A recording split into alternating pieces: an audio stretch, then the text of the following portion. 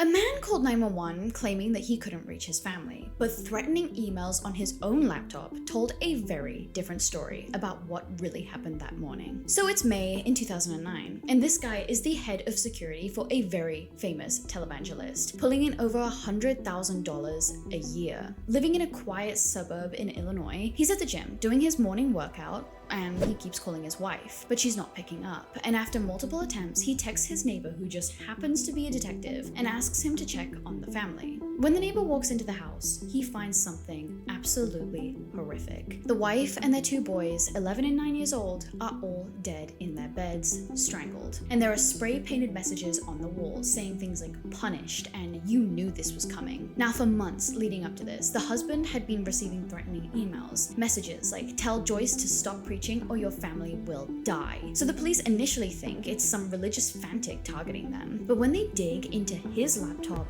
everything changes. Those threatening emails, every single one of them traced back to his IP address. He'd been sending them to himself. Turns out he'd been having an affair with his wife's high school best friend.